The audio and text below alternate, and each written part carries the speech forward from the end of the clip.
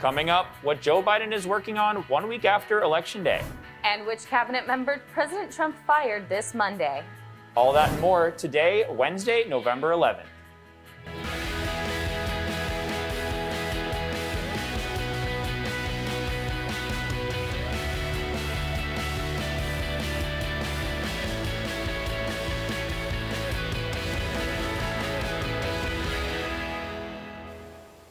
Good morning, Emerson. I'm Mike Cerullo. And I'm Adelaide Willert. We begin with this morning's top stories. 1 week after Election Day, Joe Biden's transition team is working hard to prepare for a transfer of power. The president-elect has been attending briefings on two major issues Americans are facing today, COVID-19 and the economy. Biden soon after released his coronavirus task force, which consists largely of top health experts and physicians. Biden urged the American people to stop politicizing COVID-19 safety measures, including mask wearing and social distancing. The Trump administration is still refusing to sign documents that would officially recognize Biden as the next president and begin the transition process from their end. Donald Trump fired Mark Esper Monday. Esper was the U.S. Secretary of Defense for just over a year. Increasing tensions between him and President Trump caused him to draft a letter of resignation weeks ago. Esper reportedly drafted the letter in an attempt to leave his office gracefully. It has been widely expected that Trump would fire Esper since a debate over sending relief aid to Ukraine. Esper will be replaced by Christopher Miller. Miller has been a longtime proponent of Trump's policies on targeting Iran and appears well qualified for the position, having previously served as a Deputy Assistant Secretary of Defense and Director of Counterterrorism on the National Security Council. Northern Florida is now bracing for Tropical Storm Eta while cleanup efforts begin in the south. Eta is currently gaining strength in the Gulf Coast, and the storm brought heavy rains and strong wind gusts over the past few days to Florida. So far, Eta has put more than 23 million people under storm advisories and has left more than 25,000 people without power. Trump supporters are rallying across the nation in protest of Joe Biden being named the president-elect. The state of Pennsylvania was called by the Associated Press on Saturday in favor of Biden, providing him the final electoral votes needed to secure the presidency. Major cities not only saw Democrats and liberal-leaning voters celebrating the results, but Trump supporters rallying against them. Additionally, incumbent President Trump has yet to concede and refuses to do so. Most recently, Senator Mitch McConnell said Trump is within his rights to fight the election results. And now for our weekly update on the COVID-19 pandemic. A breakthrough in the race to create a COVID-19 vaccine has scientists feeling hopeful. United States drug manufacturer Pfizer says recent trials suggest the vaccine could be 90% effective in preventing infections. That's well above the 50% standard the FDA normally requires for vaccines. Pfizer says their vaccine will require people to receive 2 doses, one 3 weeks after the other. The company says it plans to apply for emergency approval from the FDA before the end of November if no complications arise. The U.S. has hit 10 million cases of coronavirus on Monday. This comes just 10 days after surpassing 9 million cases. This is the fastest spread the U.S. has seen since the beginning of the pandemic in March. The United States now accounts for 1/5 of cases worldwide, and the average number of daily infections is now over 100,000. By Thanksgiving, new cases would be averaging over 200,000 a day if infection continues at the current rate. Public health experts are warning that the country is entering the worst phase of the pandemic.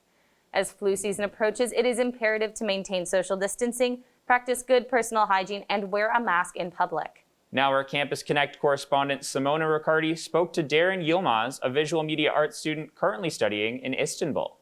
So how are you, Darren? You're in Turkey, right? I'm in Istanbul right now. What's going on in your part of the world? I was actually born in New Jersey, so I lived there for like a few years before I moved to Istanbul. The first, in March, when we all started packing for home, I was like, oh my God, what if I can't go home? I had to pack my entire room in 1 or 2 days, and I caught the last probably plane that landed in Istanbul with no restrictions of quarantine. They had these buildings ready for quarantine. Everyone who came to Istanbul had to be quarantined for 2 weeks in these buildings. So I was really lucky with that, because it was really scary to the idea of not being able to fly home. It's just as bad as the rest of the world. like we're not as bad as like France or England in terms of news. I feel like we're trying to be careful, really. I'm especially being careful because I see like the rest of my family really often. So it's definitely like a little weird. It feels like a vacation, but it's really not like that. It's a weird middle ground that you're in right now. Yeah. How has been the Emerson side of things? I know you're up to a few things still on campus, even though you're not on campus. So what has that been like? What have you been up to? I'm still producing Real Reactions. Real Reactions is an Emerson channel show that's been around for like almost 10 years now. And it's basically a show where we get real reactions of movies from real audiences. So we always used to go to AMC or Coolidge or Kendall Square Cinema, and we would wait outside to wait for people to come out of the movie of that like week. So it was a pretty big crew. Once the corona restrictions came about, we knew we had to change the entire show. So we decided to move it to Zoom, and we decided to kind of forget about like the movie theater releases. So we decided to use Netflix, Hulu, Amazon to like get our movie or TV show ideas. Basically, we like did our best to make it safe, but still really interactive in a way. Mm-hmm. And it's going well so far. We're like communicating with our crew and cast. We try to find like the best way to like make it happen. So I think it's working now. Thank you so much, Darren, for chatting with us. I hope that you have a great rest of your day. And thank you so much for catching up with us. We hope to see you next semester. You too. It was so nice seeing you, Simona. Bye. Thank you, Simona. Now we go to our politics correspondent, Brilee Carey. What do you have for us, Brilee? Thanks, Mike and Adelaide. Joe Biden will be the next president of the United States, along with Vice President-elect Kamala Harris. So what comes next now that the election has been called? Currently, there are over a dozen lawsuits that have been issued by President Trump, most of these against the states of Pennsylvania, Nevada, Georgia, and Michigan, which the president lost. Many states also still have to officially finish counting the ballots, which could take until early December. Once those are done, President-elect Biden should be able to take office when inaugurated on January 20th, 2021. President-elect Biden eager to get underway with planning for his next 4 years in office. President-elect Biden releasing a website with his transition plan just hours after major news networks announced his victory. He, along with Vice President-elect Kamala Harris, plan to address the pandemic, economics, racial injustice, and climate change as their top priorities. The website also provides readers with an in-depth plans for a transition of power among appointed officials with, quote, diversity of ideology and background and integrity among the core values President-elect Biden will be looking for among his nominees. And people across the globe and world leaders reacting to the election of Joe Biden as the next president. In Europe, Irish politicians were the first to react to the news, tweeting out their congratulations to the president-elect. Canadian Prime Minister Justin Trudeau says that he's looking forward to tackling the world's greatest challenges with the new administration. And in England, Prime Minister Boris Johnson offering his congratulations while the City of London set off fireworks in celebration of the new administration. Thanks, Brilee. $2 million in grants are now available to support Boston restaurants. Grubhub donated the money to the Restaurant Strong Foundation, which has already provided more than $5.3 million to support local restaurants struggling with pandemic regulations. Grubhub says the money will be awarded to $10,000 grants and is intended to help restaurants create outdoor spaces that can be used throughout the winter. Businesses can apply for aid online at the Restaurant Strong Fund's website under the Winterize grant tab. The MBTA has introduced a new transportation plan for the next year that takes COVID-19 into account. Since the pandemic began, Boston public transit use has cut down by around 75%. General Manager Steve Poftak, quote, COVID-19 has had a significant impact on ridership, and the MBTA is releasing these proposed changes to adjust to the realities created by COVID-19 while protecting service for those who depend on it most. Changes to the program include cutting all weekend commuter rail, around 25 bus routes, and rapid transit after midnight. 4 Massachusetts men were charged in connection to a gun and drug trafficking operation. The men were part of a group that transported firearms, heroin, and cocaine from Florida to Massachusetts. Attorney General Maura Healey says state troopers recovered the illegal materials during raids beginning in late July. The men allegedly worked with a duo from Florida who are also facing charges in connection with the case. The police are still investigating the situation at this time. Local Boston doctor Atul Gawande has been appointed to the Biden-Harris COVID-19 Advisory Board. The board will provide the administration with guidance and briefings on the coronavirus pandemic. Dr. Gawande currently works at the Brigham and Women's Hospital as well as Harvard Medical School, where he obtained his medical degree in 1995. Gawande says he is confident they can get the coronavirus under control and looks forward to working with the president-elect and vice president-elect starting Monday. Governor Charlie Baker announced new COVID-19 restrictions for Massachusetts residents. We now head over to our Boston news correspondent, Sam DeCoste, for an update. Governor Charlie Baker announced a new stay-at-home order for Massachusetts residents. The order includes a statewide curfew, a reinforced mask mandate, and reduced gathering limits. The stay-at-home advisory goes into effect with COVID-19 cases up 278% since Labor Day. State residents are urged to stay home except for necessary travel, like going to work or to the grocery store. The order is a big blow for the dining industry, as restaurants must close for indoor dining by 9:30 p.m. every day. Baker said he understands the regulations are disruptive for the dining industry, but these targeted measures are necessary. Physically and mentally, I think it's trained us. When you're in Boston, you pay high rent, you pay this and that. Now with the curfew, we just try to, I tell my staff, I tell my family, take it day by day. And that's the only thing we can do. The order went into effect beginning Friday, November 6th. Baker says the order could last up to at least a month, if not longer. For Good Morning Emerson, I'm Sam DeCoste. Back to the studio. Thanks, Sam. When we come back, Joey DuBois will give you the latest on all your favorite teams. Don't go anywhere.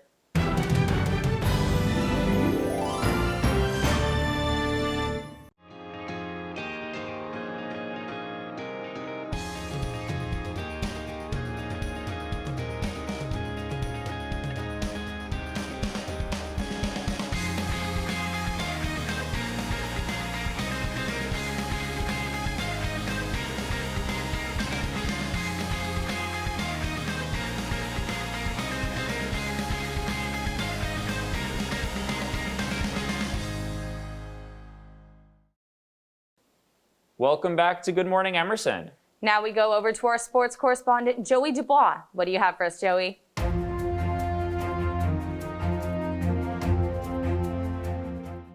Thanks, Adelaide. The New Orleans Saints defeated the Tampa Bay Buccaneers 38-3 on Sunday in the most lopsided defeat of Tom Brady's career.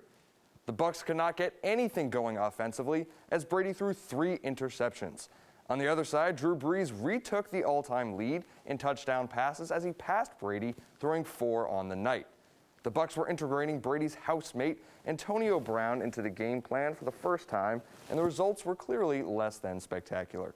The Saints move into first place in the NFC South at 6-2, while Tampa Bay will look to hold on to their wildcard spot on Sunday against the Carolina Panthers.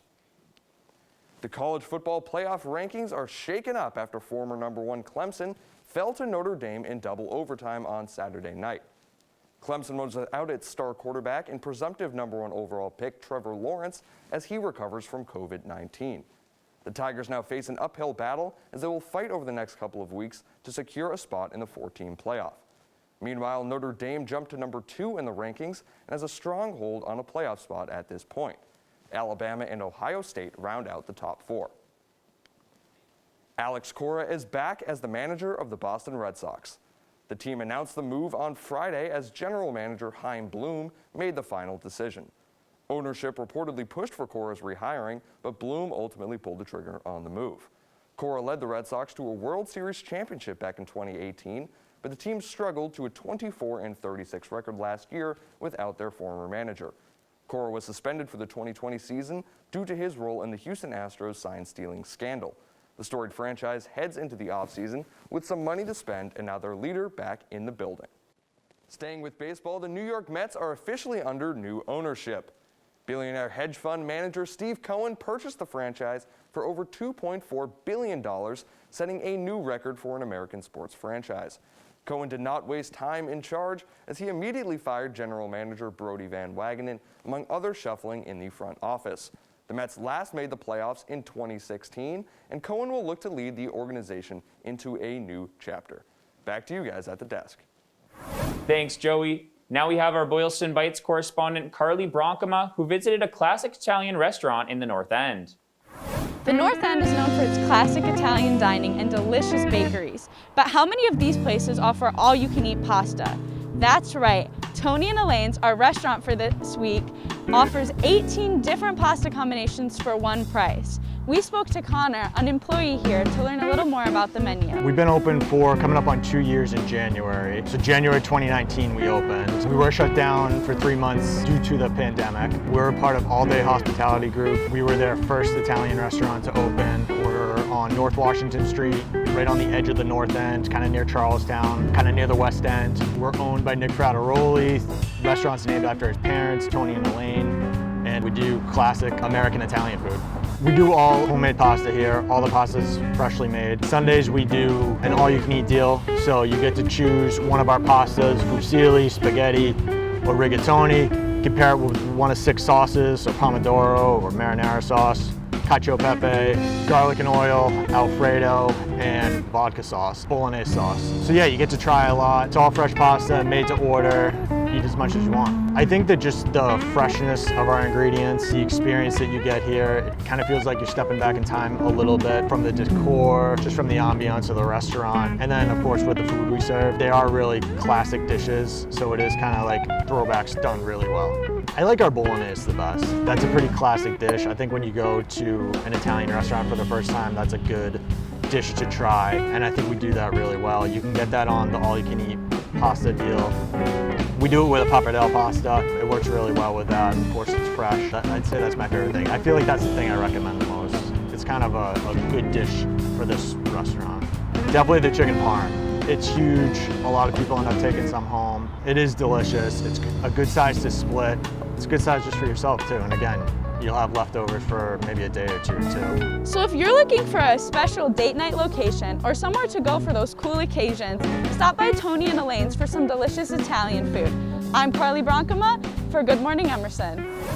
Thanks, Carlee. Now let's head over to our entertainment correspondent, Amogh Matthews. What do you have for us, Amogh? Thanks, Mike and Adelaide. Alex Trebek, the man we all knew and loved growing up, died Sunday morning. He was famous for hosting the show Jeopardy, a TV game show that's been on show for nearly 5 decades. The cause of death has not been officially announced, but he did reveal to us in March that he had been diagnosed with stage 4 pancreatic cancer.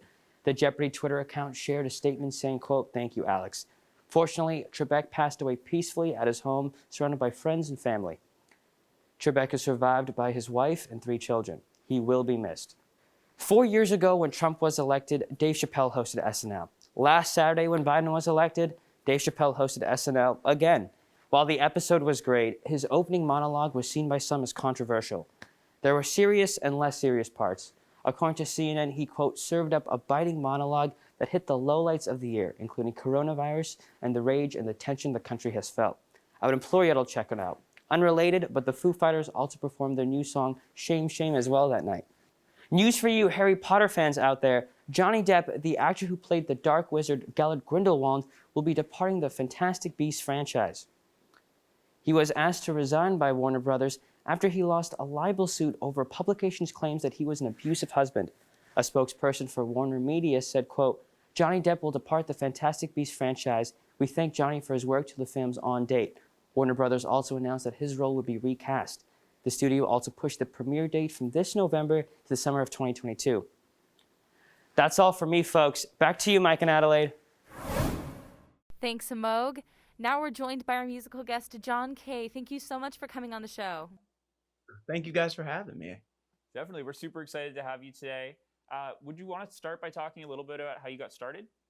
Yeah, I would love to. I always say, like, I didn't mean to fall into this. I didn't mean to be a good singer. It's just something I always loved to do.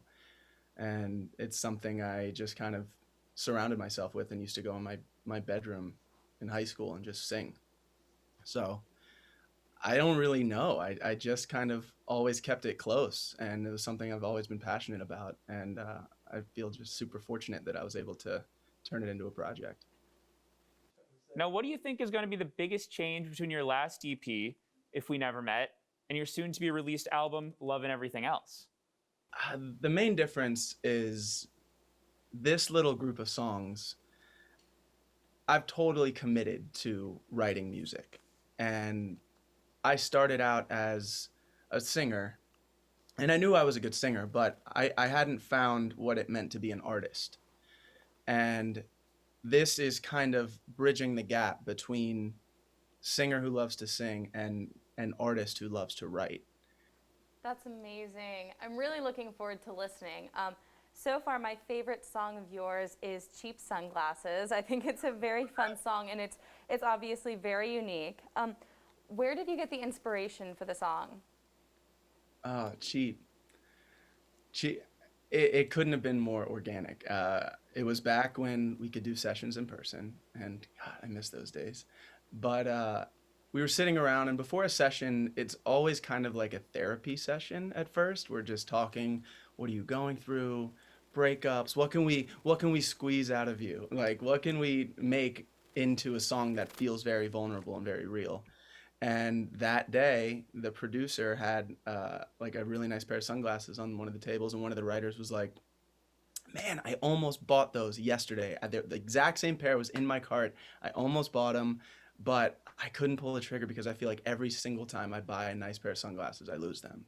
And then another writer in the room was like, could that be something? And almost immediately we started going,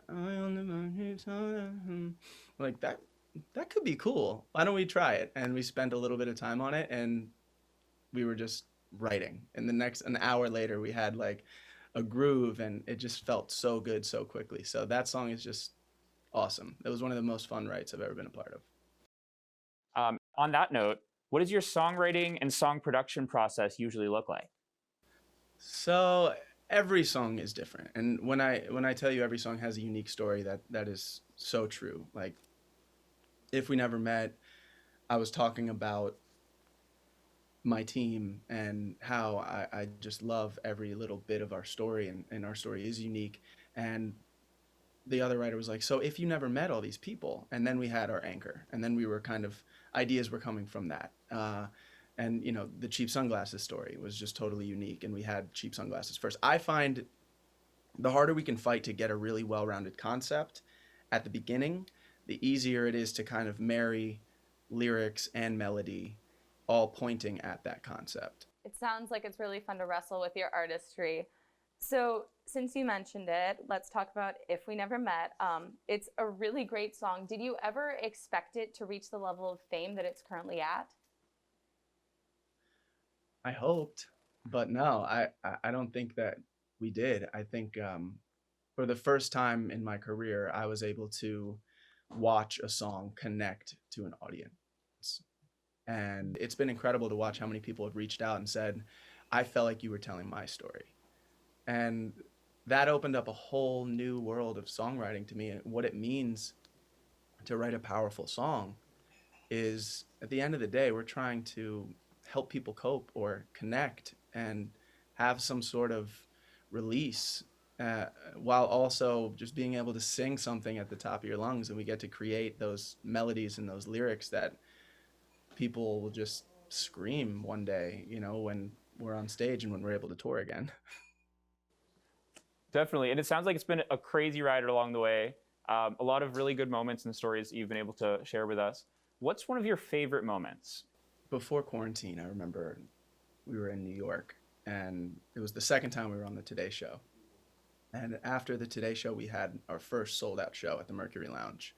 And I'll never forget the moment of late in the set, starting If We Never Met, and the entire sold out crowd was singing every lyric back to us. And it was the first moment where I could have just taken the mic and it to the crowd, and I didn't have to sing a single line. And that was such a special moment to me and the band. And I remember us talking about it after, just like that feeling of fully being connected to an audience and being in that moment together is just incredibly special. So, like Mike mentioned earlier, we're going to get to hear Parachute later on today, and that's coming out on Friday along with the rest of your album. Is there anything that you want people to know about that song in particular? Yeah, so the way we'll perform it is a very stripped down version, but I love that song because I connect to it with just a guitar and a vocal, and I'm able to just be inside of that song, and really I enjoy performing it so much. And then, the actual record is a little more detailed, and it's more like singable. It's a different experience from the acoustic to the record. And so I think Parachute is really special because it translates to the acoustic really well. Definitely. Well, thank you so much for joining us today, John. Thank you, When guys. we come back, John Kay is going to perform his new song, Parachute. Stick around, you don't want to miss it. Thanks, guys.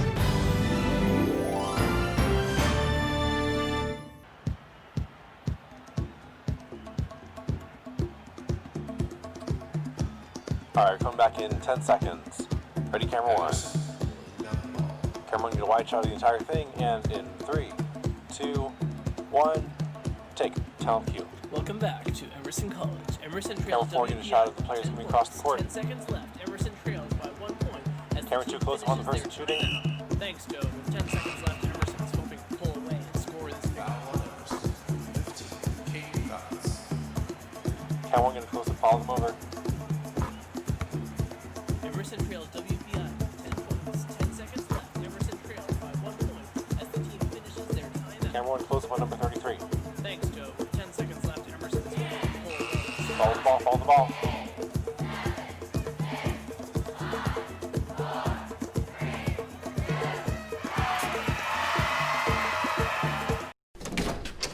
Hey, we're your roomies, your homies, your new living best. We live here too.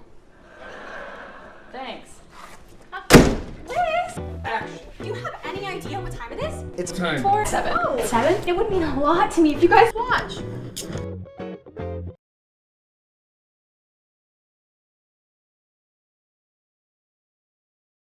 Welcome back to Good Morning Emerson. Now here's John Kay performing his song, Parachute. Yeah.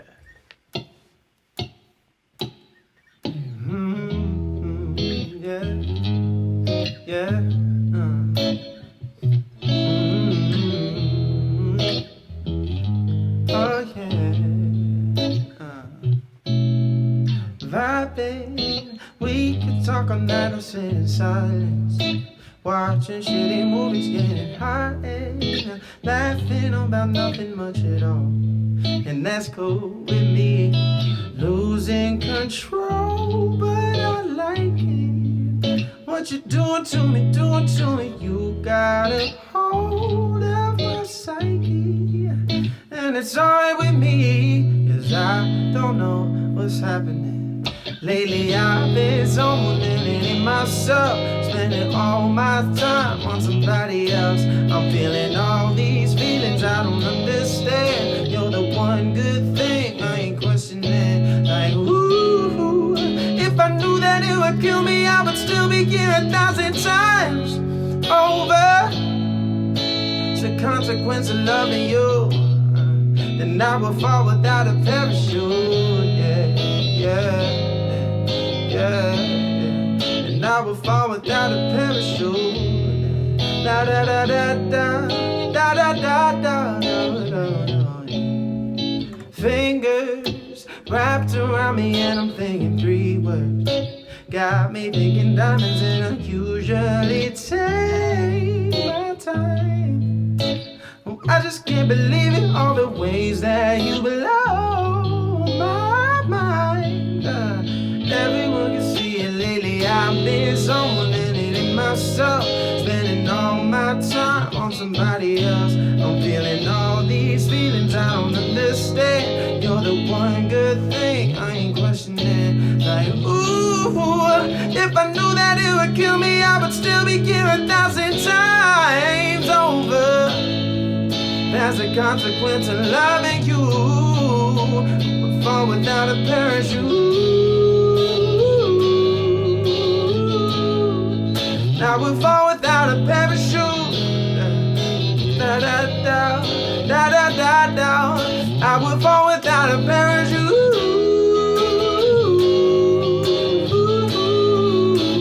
Fall without a parachute. Da da da da da, da da da. Fall without a parachute. That was incredible. Thank you so much, John Kay. Now, if you want to check out more of John Kay's music, you can on Apple Music and Spotify. Now it's time for our happy news segment. With all the serious news in the world, we're taking this opportunity to share some lighthearted stories. 9 turtles were found stranded in Cape Cod on Election Day. The cold-stunned sea turtles were thankfully rescued by volunteers. They're currently in recovery at the New England Aquarium's Animal Care Center. This occurrence marked the beginning of cold-stunned turtle rescue season. Since then, 7 Kemp's Ridley turtles have been rescued. These turtles are members of the world's most endangered sea turtle species. They are also happy and healthy in recovery and expected to return to their natural habitat soon. After a long and stressful election, one dog is getting ready to make history. Joe Biden's German Shepherd Major will become the first rescue dog to live at the White House. The Biden family rescued Major 2 years ago, and they have another German Shepherd, Champ, who's been part of the Biden family since 2008. This will be the first time since the Obama administration that furry friends have lived in the White House. Toyota has safely tested the first flying car. The public demonstration at the Toyota test field showed a pilot driving the car called the SD03. The vehicle, designed by SkyDrive, has 8 engines and is the smallest vertical takeoff and landing vehicle. It's the size of around 2 parked cars, but the company thinks the model can be smaller in the future. SkyDrive plans to roll out the car in 2023 and hopes to make the flying car a part of normal life for every consumer, not just those who can afford the commodity. Thank you so much for waking up with us today. Have a good morning. We'll see you next time.